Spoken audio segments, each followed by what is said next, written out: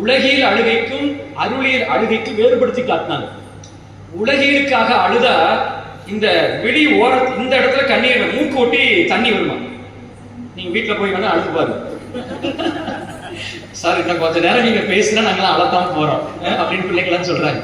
ஒரு 10 நிமிஷம் அப்படி இந்த மூக்கு கிட்ட இந்த இடத்துல தண்ணி வரும், அழுத கவனிச்சு பாருங்க. இந்த மூக்கு ஓரத்துல வந்தா உலகியல் துன்பத்துக்காக அழுவுது. இறைவன் பால் கொண்ட அன்பினாலே ஆனந்தத்தினாலே கண்ணீர் வந்ததுன்னா அது விழியோர சுரக்குமா?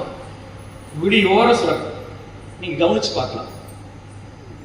அடுத்து நீங்க துன்பத்துக்காக அழுதீங்கன்னா வாயை குவிச்சு அழுவீங்களா? ஊன்னு அழுவாங்க. அழுவுறேன்னா பாருங்க, ஊன்னு அழுவாங்க. ஆனா அருளில் சாமி நமக்கு செய்திருக்கிற அந்த அற்புதத்தை நினைச்சு நினைச்சு அந்த ஆனந்தத்துல கண்ணீர் சிந்துற போது வாய் மலர்ந்து இருக்குமா? இதெல்லாம் எங்கீங்க ஆதாரம்? நீங்க பாட்டுக்கு எங்கேயும் பார்த்த மாதிரி எதுக்காக ஏதோ ஆய்வு நடத்தி யுனெஸ்கோல ஆய்வு நடத்துற மாதிரி சொல்றீங்களே நீங்க கேட்கலாம். நியாயமான கேள்வி, மனசுல நினைக்கிறீங்க, மைண்ட் வாய்ஸ் கேட்குது. ஆமா, அருமையா ஐயா சொன்னாங்க பெரிய புராணத்துல. ஏன்னா இந்த ஊர்ல பெரிய புராணம் சொல்றது கொள்ளக்கடையில் ஊசி விற்கிற மாதிரி. ஏன்னா பெரிய புராண செல்வர் ஐயாவுக்கு முன்னாடி எல்லாம் நம்ம சொல்றது அப்படிங்கிறது தவற மன்னிக்கணும் உங்களுக்கு. அப்படி பெரிய புராணத்துல சொல்றார் ஞானசம்பந்த பெருமானுடைய புராணத்தை சேக்கிலார் பெருமான் புனிதவாய் மலர்ந்து அழுத. எப்படி எழுதாரு? புனிதவாய் மலர்ந்து, வாய் விரிஞ்சு.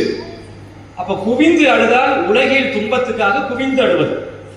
அதுவே இறைவனை நினைச்ச ஆனந்தத்துல சிரிச்சோம்னா அது மலர்ந்து அழுமா. அப்படிப்பட்ட அந்த உருக்கம் நமக்கு வரணும்னா நாம செய்ய வேண்டிய மிக முக்கியமான விஷயம் என்னன்னா, இறைவனுடைய பெருமையும் நம்முடைய சிறுமையும் எண்ணி பார்க்கணும். அதுதான் விஷயம்.